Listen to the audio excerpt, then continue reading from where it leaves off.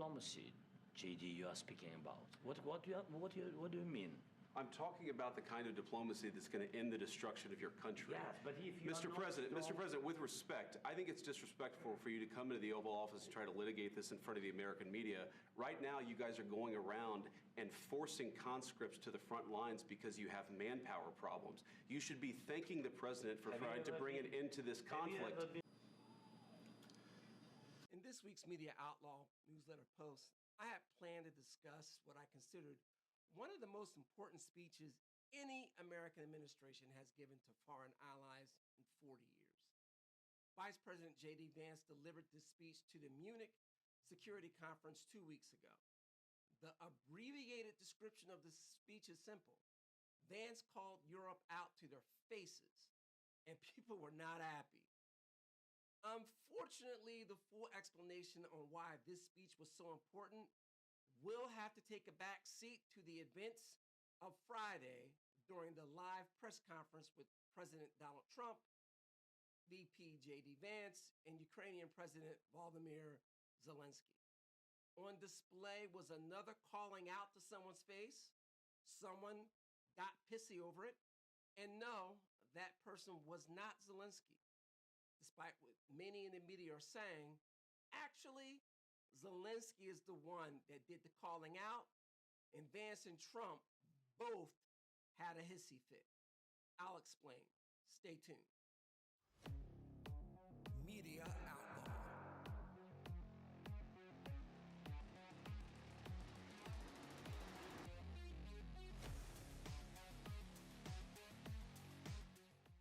I'm Kiara Shanti, and this is the Media Outlaw, the post for this week. And wow, we have a bit of a doozy. I mean, we really do. So let's get into this.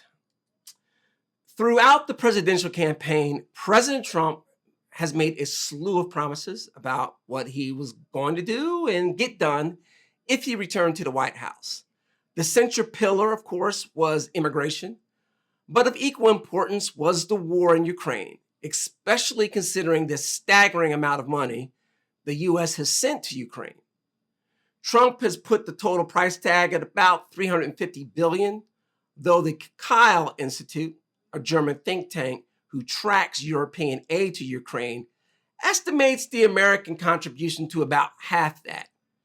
Either way, it's no small sum, and it's money the U.S. is unlikely to recover.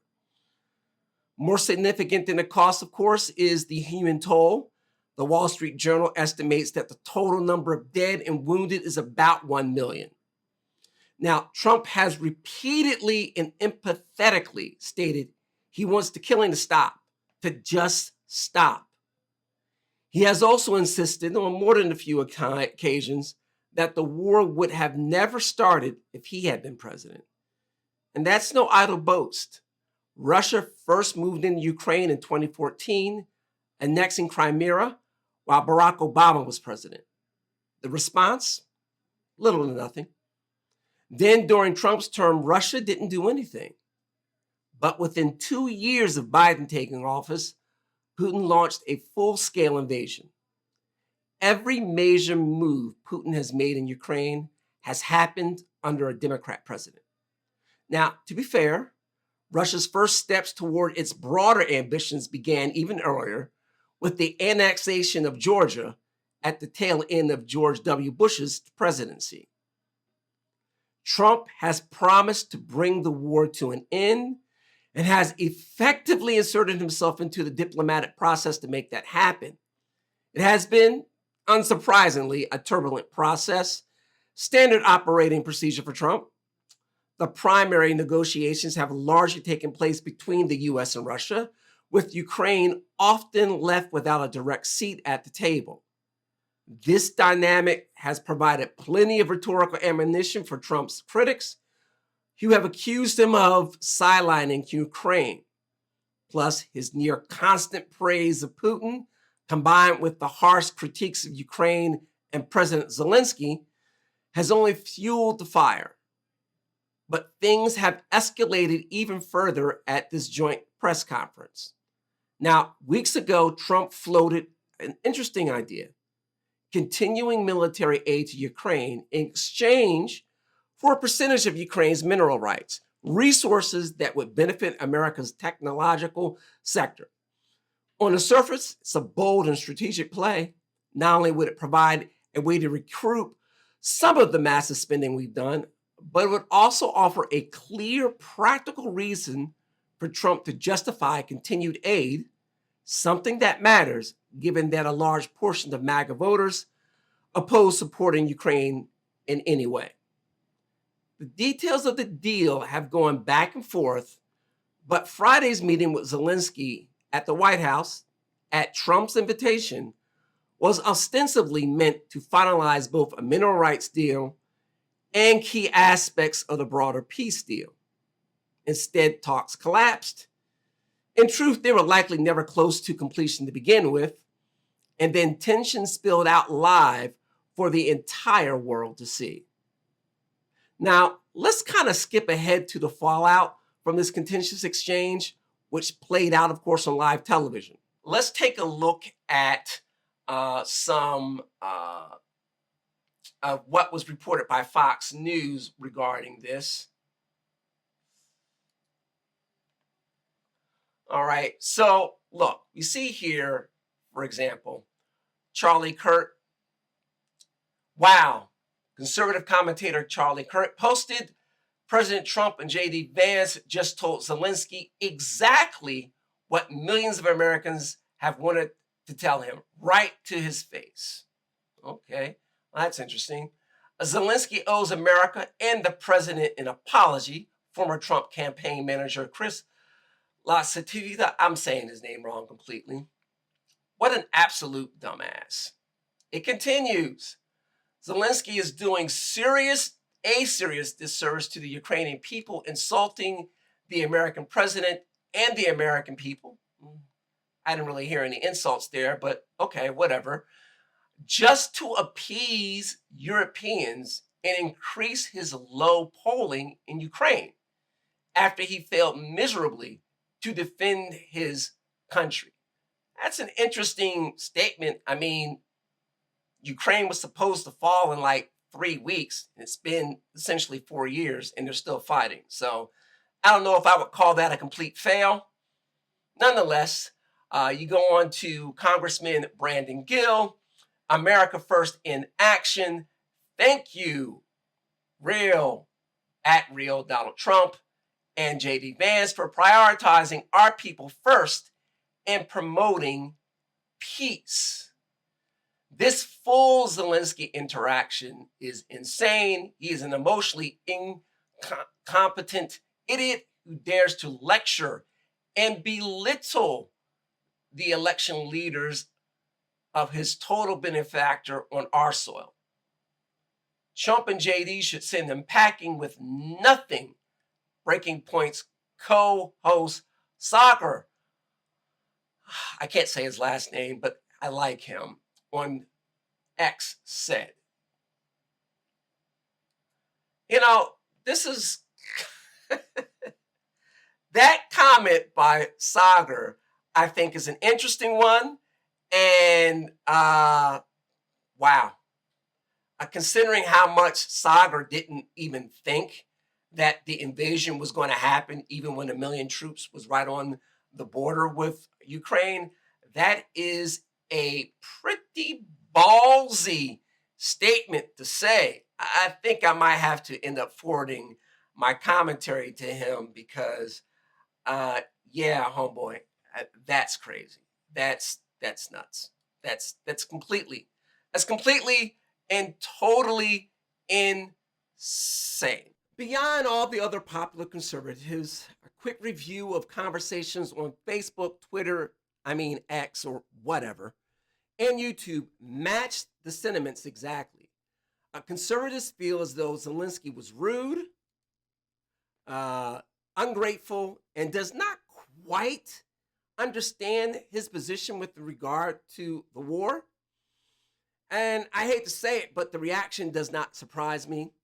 Most Republicans do not support Ukraine and have forgotten the lessons of World War II. Now, let me be clear. Republicans that do not support this war are wrong, and I'm going to prove this to you right now. First, let's take a look at a larger look at the video shot around the world yesterday. And we signed with him, me, like a new president. In 2019, I signed with him the deal. I signed with him, Macron and Merkel, we signed ceasefire. Ceasefire. All of them told me that he will never go. We signed him with gas contract. Gas contract. Yes, but after that, he broken this ceasefire. He killed our people and he didn't exchange prisoners. We signed the exchange of prisoners, but he didn't do it. What kind of diplomacy, JD, you are speaking about? What do you mean? I'm talking about the kind of diplomacy that's going to end the destruction of your country. Yes, but if you Mr. President, with respect, I think it's disrespectful for you to come into the Oval Office and try to litigate this in front of the American media. Right now, you guys are going around and forcing conscripts to the front lines because you have manpower problems. You should be thanking the president for trying to bring an end to this conflict. Have you ever been to Ukraine that you say what problems we have? I have been to. Come once. I've actually watched and seen the stories, and I know what happens is you bring people, you bring them on a propaganda tour, Mr. President. Do you disagree that you've had problems bringing people into your military? We have problems. And do you think that it's respectful to come to the Oval Office of the United States of America and attack the administration that is trying to prevent the destruction of your country? A lot of questions. Let's start from the beginning. Sure. First of all, during the war, everybody has problems. Even you, but you have nice ocean and don't feel now, but you will feel it in the future. God bless. You don't know that. God bless. God bless. You will not have a war. Don't tell us what we're going to feel. We're trying to solve a problem. Don't tell us what we're going to feel. I'm not telling you. Because I'm you're in no answering on this position to question. dictate that. That's Remember exactly what this. you're doing. I'm not You're dictating. in no position to dictate what we're going to feel. You We're will- going to feel very you will good. Feel influence. We're going to feel very I'm good and telling very you, strong. You will feel influence. You're right now not in a very good position. You've allowed From the yourself very- to be in a from very the bad position, beginning and of he the happens war. to be right about From it. the very beginning of the war. You're not Mr. in a Brown, good position. I You don't was have the cards right now.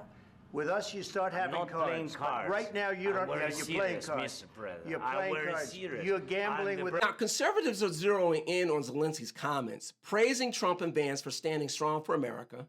I think Press Secretary Caroline Leavitt even called Zelensky rude. That's kind of strange and honestly kind of rich. I mean, what did Europeans say about Vance just 2 weeks ago? That he was rude and out of line for calling them out over their failure to stand up for free speech. Now, I'll get into the details of that in another post, but Vance got on stage and lectured them. The response? A collective meltdown. But back here at home, people like Charlie Kirk are praising Vance for speaking his mind. So what happened when Zelensky called out Vance, politely, I might add? Vance didn't take it well. Now, let's set the record straight on some key details. From Zelensky's point of view, and from a practical one, any important part of the mineral rights deal was a security agreement. In other words, Ukraine needed something in writing guaranteeing that if Russia resumed its invasion, the U.S. would intervene, either with the threat of force or by maintaining a security presence in the region. Trump dangled that guarantee over the last few weeks, but it wasn't in the actual deal. So, what's stopping Russia from restarting the war later? A piece of paper? As Vance put it, diplomacy? Zelensky was rightly pointing out that Ukraine had already signed a ceasefire agreement brokered by French President Emmanuel Macron and German Chancellor Angela Merkel. And what happened? Russia broke the agreement. So when Zelensky asked, what kind of diplomacy are you even talking about here? He wasn't wrong.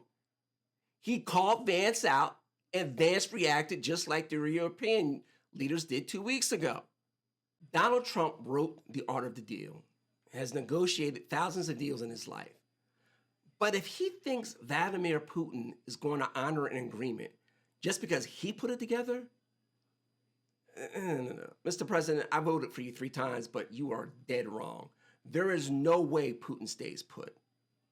In any deal, whether in business, marriage, or geopolitics, the only things that ensure it holds are 1, the willingness of both parties to honor and abide by it. 2, one party's willingness to force compliance when the other tries to break it. Donald Trump is not too far from becoming one of the most consequential presidents in American history and leaders in world history. That is not hyperbole. The things he is trying to do could put him at that level of other great and consequential leaders. But all of that could go down the drain if he makes the same mistake as Neville Chamberlain. Now, let's be clear. Donald Trump is nowhere near being the feckless man that Chamberlain was. But Chamberlain's mistake and poor judgment when dealing with Hitler was not the result of that fecklessness or even personal weakness.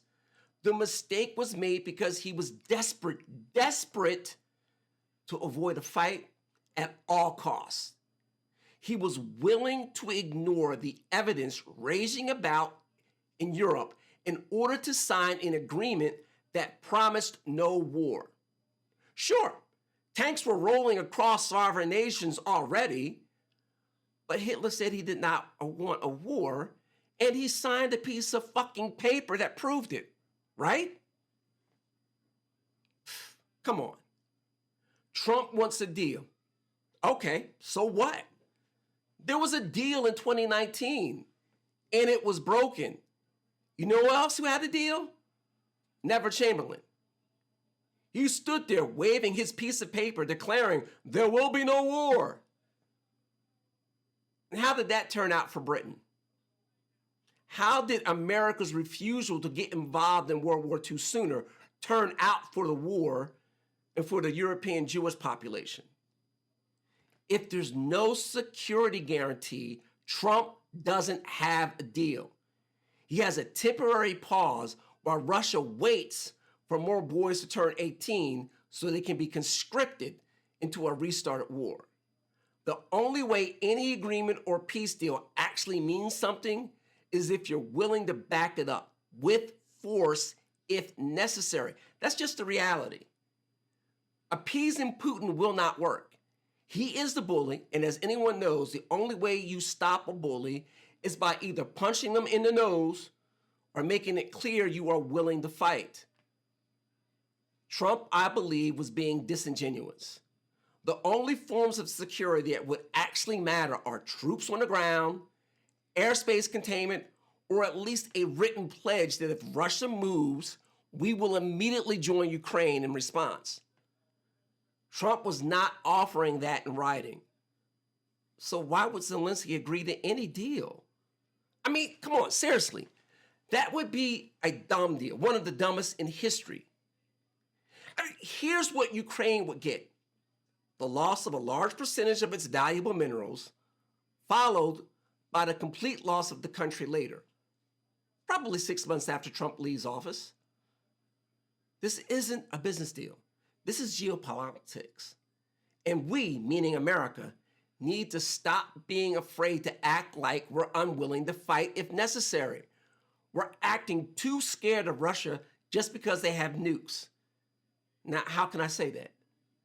Because nukes or not, history has shown us that if you're more likely to end up in a war if you shrink away and try to avoid it, rather than if you make it clear, I don't want to fight, but if you cross this line, I will. Get up. Again. We don't want to kill you, but we will. Right now, Trump is showering Putin with carrots. And you know what? Fine. Flatter him, praise him, make it look like the victim is the problem, if that's part of the strategy. But damn it, you have to be willing to show him the stick too. So far, America and Europe have been shrinking violence. And Vance's description of what led up to the war is just flat out wrong. America didn't beat its chest. We didn't do anything. Before the invasion, Ukraine was desperately trying to get military aid as Russian troops were massed at its borders. And Biden refused to send them. Why? Because he didn't want to provoke Russia.